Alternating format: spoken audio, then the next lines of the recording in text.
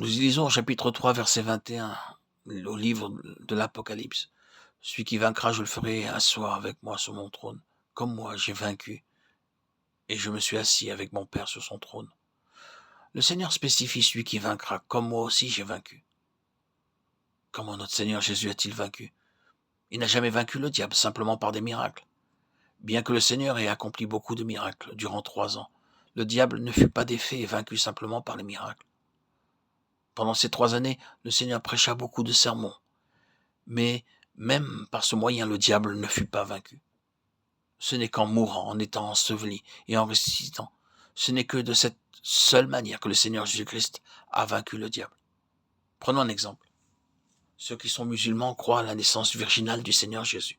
Les musulmans enseignent que le Seigneur Jésus est né de la Vierge Marie. Ils croient aussi à tous les miracles accomplis par Jésus. De même, ils prétendent qu'il n'a jamais commis de péché. Ils croient qu'il a été crucifié, mais ils affirment qu'il descendit de la croix sans y être réellement mort, de sorte qu'il remonta au ciel vivant sans être passé par la mort et l'ensevelissement. Ils disent aussi qu'il reviendra, mais en ce qui concerne sa mort et sa résurrection, ils n'y croient pas vraiment. Ils sont aveugles spirituellement, ils croient à la naissance virginale, ils croient au miracle, mais ils ne croient pas à la mort et à la résurrection du Seigneur Jésus. Et cependant, le Seigneur a triomphé par le moyen de sa mort, de son ensevelissement et de sa résurrection. Dans l'Épître aux Romains, chapitre 6, versets 5 à 10, il est dit « En effet, si nous sommes devenus une même plante avec lui par la conformité à sa mort, nous le serons aussi par la conformité à sa résurrection, sachant que notre vieil homme a été crucifié avec lui, afin que le corps du péché fût détruit, pour que nous ne soyons plus esclaves du péché. Car celui qui est mort est libre du péché. Or, si nous sommes morts avec Christ, nous croyons que nous vivrons aussi avec lui, sachant que Christ ressuscité des morts ne meurt plus. La mort n'a plus de pouvoir sur lui, car il est mort et c'est pour le péché qu'il est mort, une fois pour toutes. Il est revenu à la vie et c'est pour Dieu qu'il vit.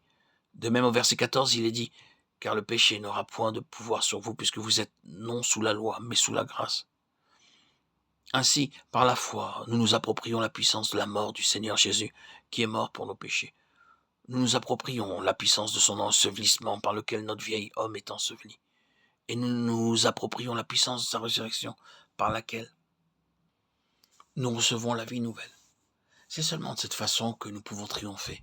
Sans la victoire que le Seigneur Jésus a remportée à la croix par sa mort, son ensevelissement et sa résurrection, nous ne pouvons pas vaincre nous-mêmes. Je vous invite à lire 1 Corinthiens 18, 2 et Galates 6, 14. Non, nous ne pouvons pas vaincre et triompher par des rêves en ayant des visions, ni par des miracles ou aucun autre moyen.